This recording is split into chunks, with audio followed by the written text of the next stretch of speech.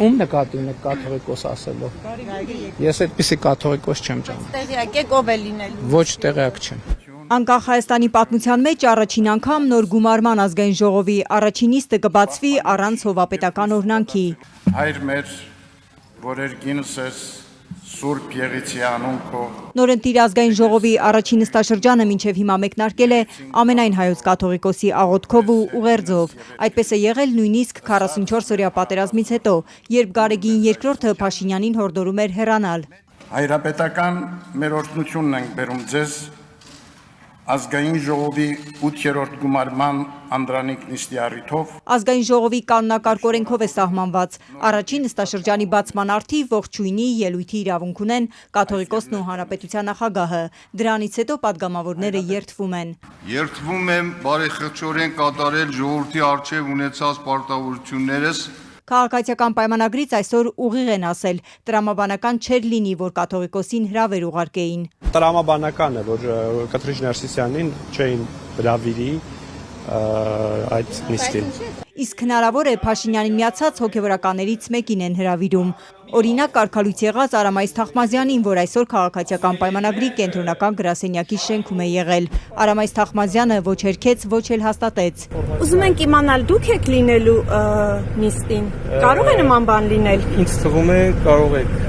հարցնել ազգային ժողով։ Նորընտիր խորհրդարանի բացմանը կաթողիկոսի մասնակցության իրավունքը սահմանադրական օրենքով է ամրագրված։ Ազատության ասաց սահմանադրագետ Վարդան Պողոսյանը։ Եթե Գարեգին II ցանկանա, ըստ նրա, կարող է գնալ, խորհրդարանի դռները նրա առջև փակելու իրավունք որևէ մեկը չունի։ Այսինքն այստեղ հրավերի խնդիրը չի իրականում, ինքը այդ իրավունքը օրենքի ուժով ունի եւ հայեցողություն էլ չկա, որ ասենք ազգային ժողովը իրեն հրավիրեց, թե չհրավիրեց։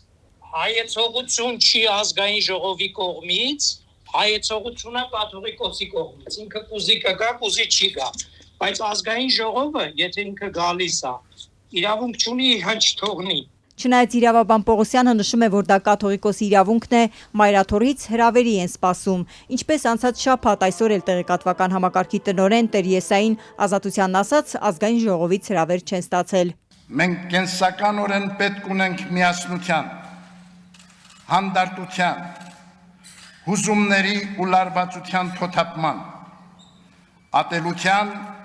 վրեժխնդրության ու պառակտումների փոխարեն։ Եթե իշխող ԿՊ-ն որոշի կաթողիկոսի փոխարեն ազգային ժողով բերել որևէ հոգևորականի կամ կարգալույց հոգևորականի, դա օրենքի խախտում կլինի, ասում է սահմանադրագետ Վարդան Պողոսյանն ու մանրամասնում։ Օրենքում հստակ նշված է Հայ առաքելական եկեղեցու առաջնորդի մասին։ Եվ որևէ մեկ այլ անձ այդ առաջին նիստի նստաշրջանի բացման օրը ելույթ ունենալու ողջունի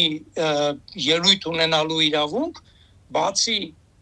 կաթողիկոսից ու հանրապետության նախագահից չունեն։ Իրենք թադեին կկանչեն, թե ինչ որ նոր ձեռնադրված քահանայի կամ կարգալույց քահանայի ոչ մի նշանակություն չունի։